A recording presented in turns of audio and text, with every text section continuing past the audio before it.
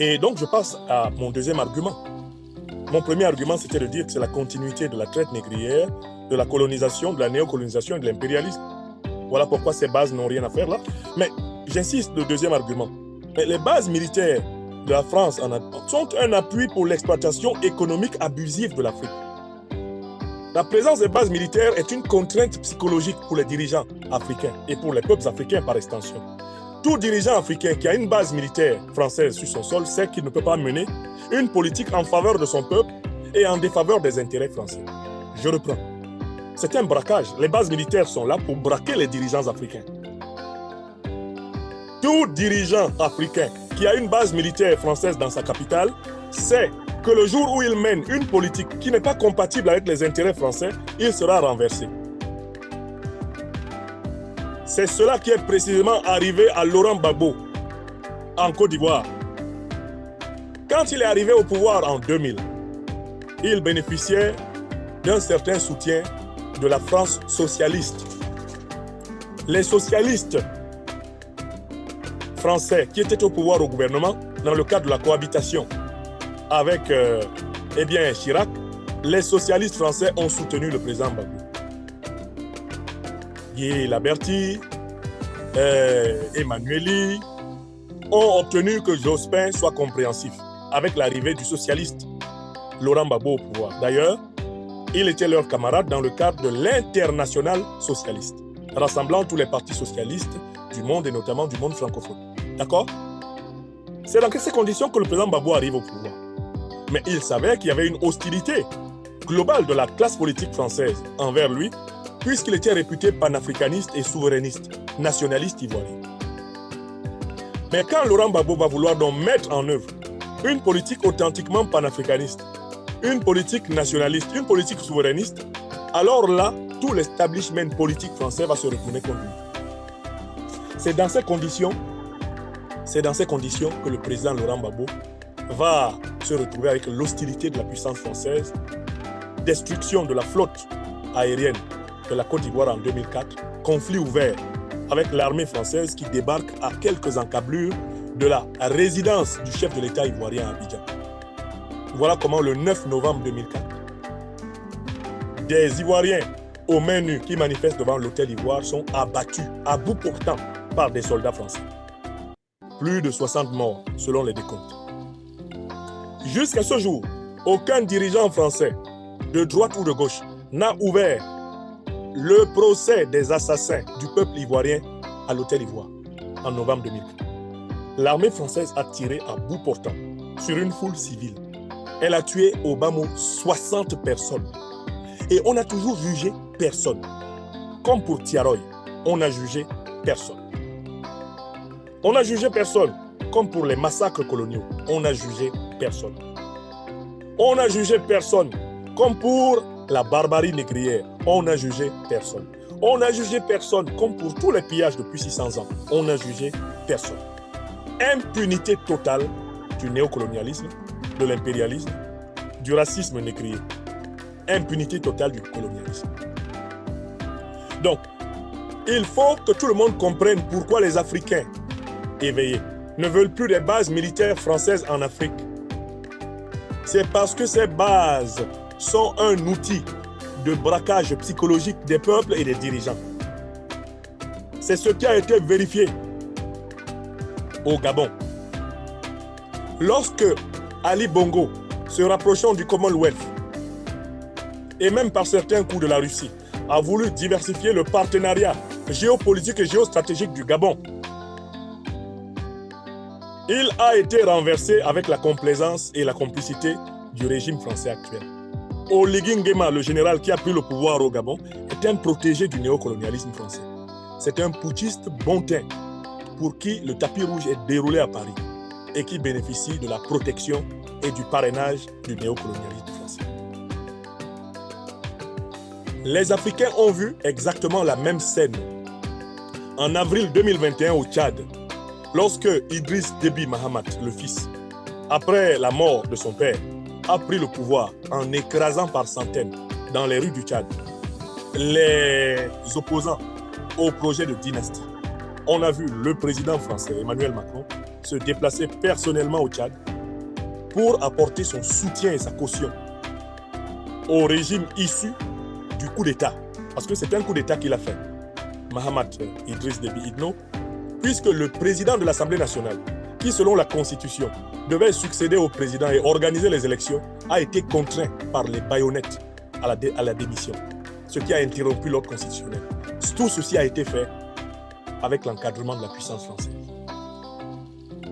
On peut multiplier des tas d'exemples, comme le rôle de la France dans la guerre du Biafra, où, pour s'assurer la mainmise sur le pétrole nigérien, elle va financer, armer la branche sécessionniste incarnée par le lieutenant général Emeka Ojukwu, provoquant ainsi l'une des guerres les plus atroces d'Afrique de l'Ouest, avec des millions de morts et de déplacés de guerre dans les années 70. Vous comprenez? On peut trouver des exemples de cette nature dans plusieurs pays, où on voit donc très bien que la présence militaire française n'est pas une présence soi-disant neutre, n'est pas une présence partenariale. Ce n'est pas une présence anticoloniale, anti-impérialiste, comme peut l'être pour le Mali, le Burkina et le Niger, la présence militaire russe. Parce qu'on connaît l'objection classique des défenseurs de la France-Afrique. Vous dites ça, mais vous ne dites pas la même chose de la présence des militaires russes. L'armée russe n'est jamais venue coloniser les Africains. L'armée russe n'est jamais venue imposer aux Africains leurs dirigeants. Elle n'est jamais venue imposer aux Africains sa langue, la langue russe.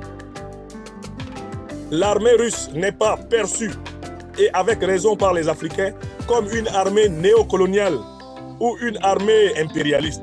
Parce qu'en Afrique, l'armée russe s'est plutôt retrouvée aux côtés des Africains qui combattaient contre les puissances coloniales, néocolonialistes et impérialistes. Voilà la vérité de la relation russo-africaine. Et tous les mensonges de la France-Afrique ne vont pas mettre sur le même plan d'égalité une armée qui, pour l'essentiel, a été une compagne de la libération des peuples africains, avec une armée qui, pour l'essentiel, a été une armée négrière, colonialiste, néocolonialiste, et qui veut se maintenir par tous les moyens dans son néocolonialisme et dans son impérialisme en Afrique. L'objection russe ne passe pas. Certes, les États n'ont pas d'amis, ils n'ont que des intérêts. Mais aujourd'hui, la présence militaire russe, aux côtés du Mali, du Burkina et du Niger, elle est, avec raison, perçue par les Africains comme une présence militaire de compagnons de la libération africaine. Elle n'est pas perçue comme une présence militaire ayant pour but de soumettre les Africains à la Russie. Vous pouvez mentir tous les jours sur toutes les chaînes de télévision de la France-Afrique. Les Africains qui vivent sur le terrain, la présence militaire russe, ne vous croiront pas. Car, alors que la présence militaire occidentale a maintenu pendant 10 ans le Mali largement sous l'occupation des troupes terroristes, la présence militaire russe aux côtés du Mali a libéré Kidal. Et aujourd'hui, l'ennemi est aux franges nord du territoire malien. Il se bat autour de Tinzaouaten, fuyant tantôt en Algérie, en Mauritanie, fuyant vers le Sénégal. L'ennemi fuit grâce à l'efficacité de cette présence. Et je ne dis pas ici cela comme propagandiste. J'ai vu que vous avez publié toutes sortes de documents sur le financement, eh bien, je ne sais pas, des critiques de la France-Afrique par la Russie. À quand la publication des documents sur moi? Je n'ai jamais été financé par la Russie. Je n'ai jamais demandé un financement de la Russie. Car les idées que je défends, je les défendais avant le retour en force de la Russie aux côtés des mouvements de libération en Afrique. Je les défends depuis mes 18 ans. J'en ai 52. Je n'ai pas attendu une greffe de cerveau russe pour comprendre que les forces armées françaises devaient se retirer. Et je le dis souvent, j'ai été 10 ans membre du Parti socialiste français. La dernière section du Parti socialiste à laquelle j'ai appartenu, c'est ici, à Mont-Saint-Aignan en Normandie. Et j'ai défendu exactement les mêmes idées. C'est faute d'être écouté que j'ai démissionné du Parti socialiste français. J'ai pendant longtemps misé sur la possibilité de faire entendre à l'intérieur de la gauche de gouvernement en France la nécessité d'anticiper sur la révolution les relations franco-africaines. J'ai prêché pendant une décennie dans le désert. On s'est moqué de moi. On m'écoutait avec distraction. Et on me disait, ouais, c'est intéressant ce que tu dis, mais ce n'est pas réaliste. Jusqu'à ce qu'on voit l'armée française quitter le Mali, quitter le Burkina et le Niger. Là, on m'a pris au sérieux. On a dit, il nous a dit ça pendant 10 ans, nous n'avons pas cru, mais maintenant nous savons que c'est possible. Voilà ce qui s'est passé. Ce n'est pas faute d'avoir été patient envers mes concitoyens adoptifs français. J'ai donné, comme citoyen français, le meilleur de moi-même pour faire prendre conscience de cette injustice. Car j'ai toujours été partisan d'une réforme en profondeur de la relation franco-africaine pour éviter de nouveaux bains de sang. Je suis un intellectuel politique, je ne suis pas un militaire. J'ai été habitué à utiliser la force de la pensée, la force de la plume, et non pas la force de la poussée, la force des armes. C'est cette force que j'utilise encore aujourd'hui, celle de la pensée et de la parole. Mais, très clairement, pour acter la rupture avec le néocolonialisme, partout où elle est possible et nécessaire. Et ça, c'est mon deuxième argument. Donc, en fait, les bases militaires sont un appui pour l'exploitation économique abusive de l'Afrique. C'est grâce aux bases militaires françaises en Afrique que le CFA est vivant. Le CFA, c'est une monnaie française qui permet de récupérer les richesses africaines à vil prix, voire gratuitement. Voilà une définition simple du CFA. C'est grâce à la présence militaire française que plusieurs multinationales françaises conservent des monopoles scandaleux en Afrique. Les monopoles, eh bien, de Total, d'Orange, d'Orano, de Bolloré, de Bouygues, pour ne citer que cela, sur des pans entiers des économies africaines, s'explique par la peur des dirigeants africains d'être renversés avec l'appui militaire français. S'ils révisent, eh bien, la présence de les parts françaises dans ces secteurs de l'économie. Les multinationales, le CFA, sont soutenus par la présence militaire. Les dirigeants africains ont peur de toucher au CFA, ont peur de toucher au monopole des multinationales françaises parce qu'ils ont peur d'être renversés grâce aux bases militaires françaises qui tutoient leur palais. Voilà la vérité. Voilà la vérité qu'on n'aime pas entendre à Paris.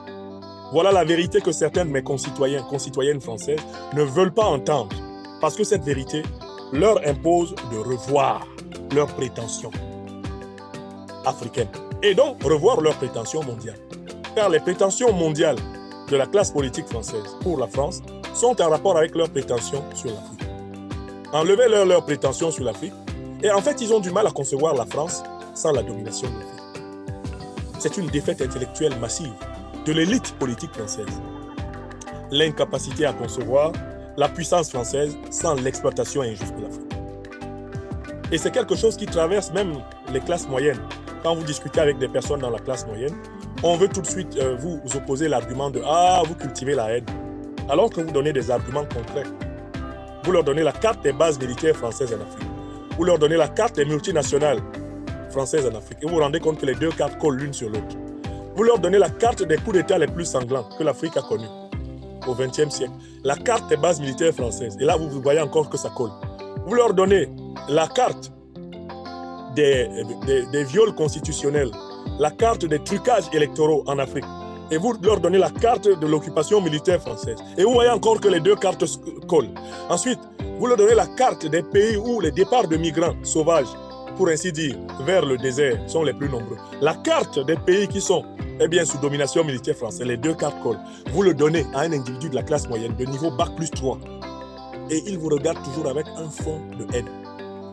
Non pas une haine justifiée par la connaissance, mais une haine justifiée par le reste d'arrogance et de prétention de possession de l'Afrique par la France.